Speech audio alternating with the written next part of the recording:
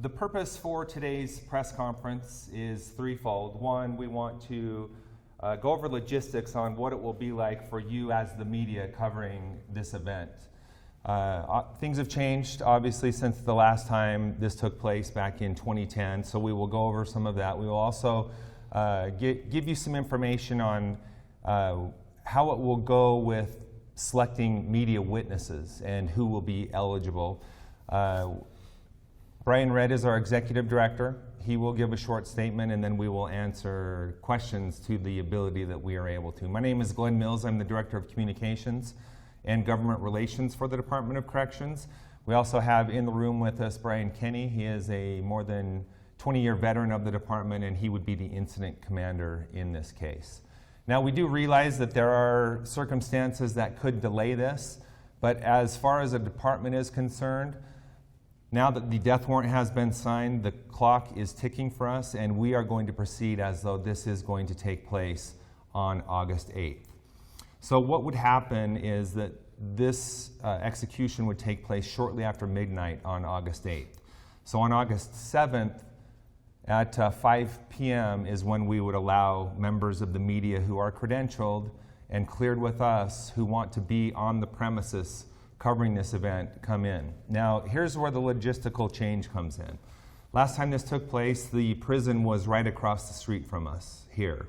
This was obviously an ideal setup for us where we had this location here at Fred House. We also had the administration building and then state property right next to us. So we were able to accommodate media, protesters, and everything we needed to right here in this general area. The current situation does not allow for that. So it will work differently this time around. Essentially what will happen is those members of the media who apply and get credentialed through us will be placed in our information center at the Stephen Anderson building on location at the Utah State Correctional Facility. So that means that everyone will be going through a control point to access that location. So one way that will be different is we're not going to be able to allow in and out. Or in other words, if you're there to cover the execution, you won't have access to keep leaving the property to say, talk to protesters who have come up. You're going to have to stay at that location at that time. And again, we will open that up at 5 p.m. on August 7th. The protest site has been secured as well in some land that we were able to get access and permission to use. It'll be fairly close, but it will not be on the premises where the Media Information Center will be. This will be near 7800 West and 700 North. There will be locations for both those in favor of the death penalty and those who oppose it to protest their views. So from a media standpoint, anyone covering that will essentially have to assign two separate reporters, if you will, one to be at the prison and the other to be at the location. We regret that it has to work that way, but there's just simply no other way to work around that given the situation at the new prison. Media witnesses. There are certain criteria that needs to be met. When you leave here today, or those watching online, we will email you. We will email you the criteria for selecting our media witnesses.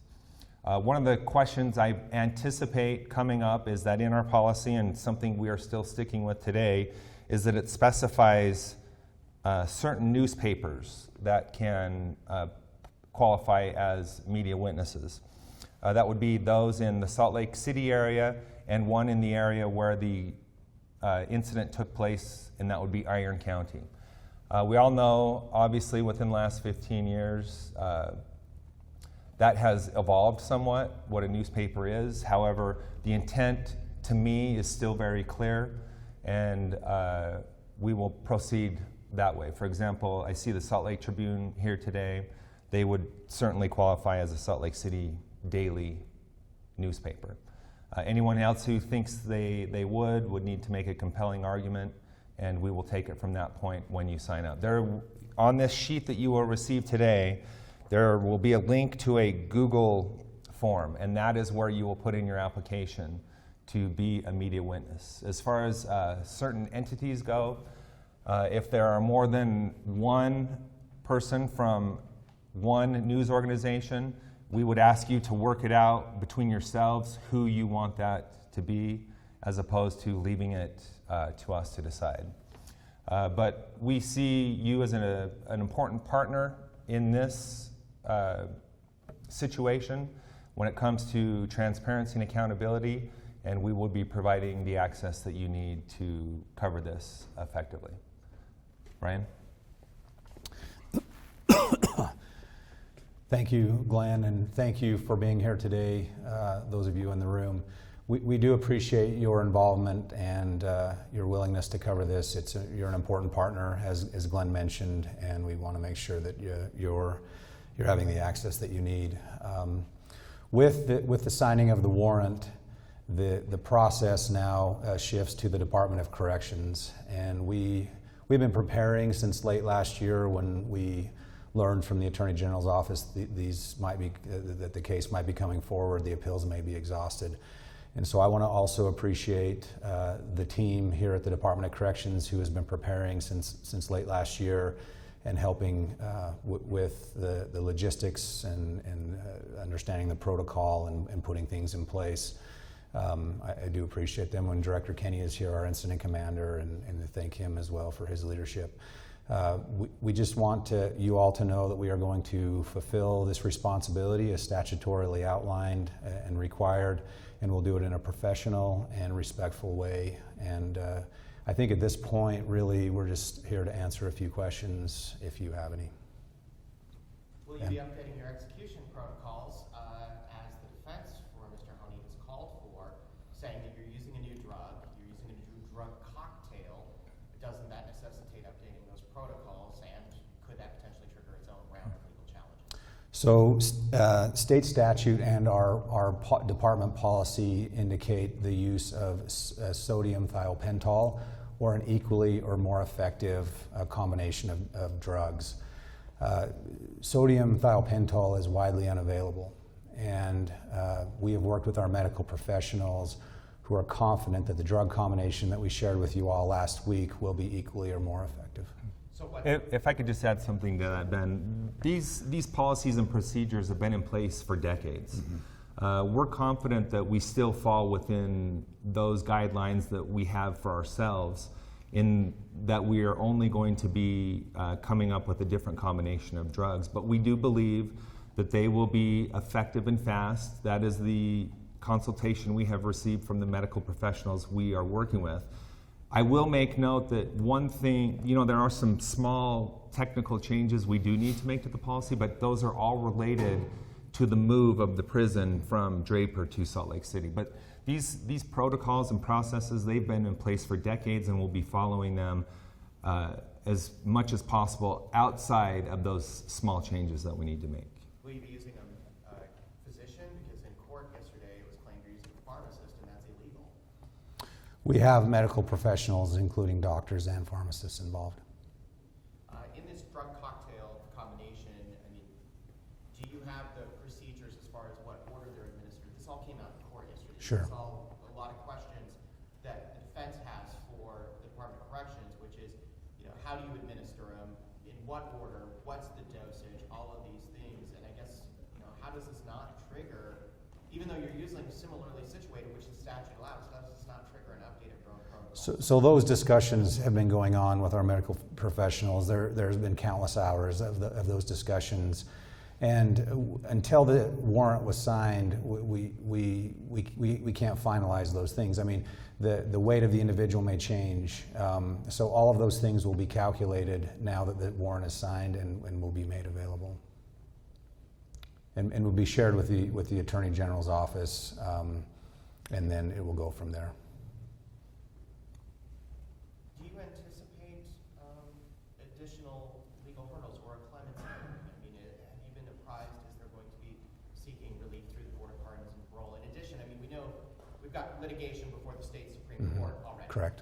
But do you anticipate a clemency hearing? It's very possible that defense may request a clemency hearing.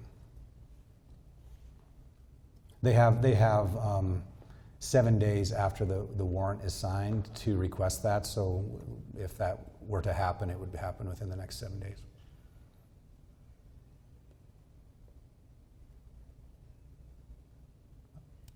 Any other questions? Okay.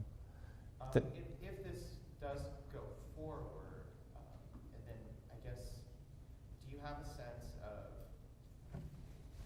how many people you are going to need to administer this? I mean, lethal injection is different than firing squad, and I'm assuming you're prepared for both, but do you have a sense of how many people you are going to need, and does the prison itself, I guess, go into a lockdown situation? I know, obviously, Glenn, you talked about for media access, you can't come and go.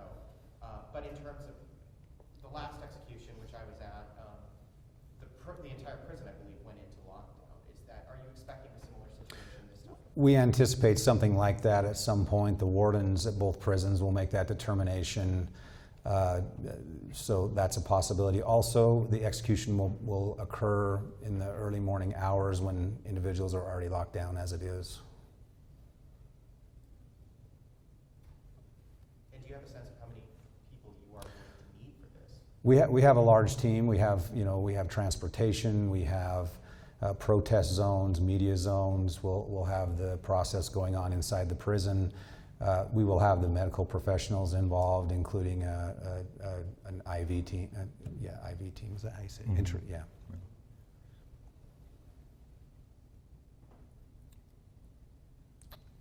Okay, if there are no more questions, again, appreciate you being here today. Make sure Karen is our PIO. She's just over to my left.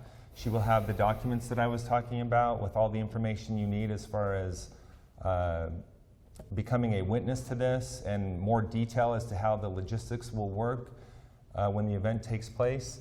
We also have a media packet that will be emailed digitally to all of you and anyone who's watching online that would like that explains a little bit about who is all on death row in the state of Utah, a little bit of the history of the death penalty in the state, and more information that you may find helpful.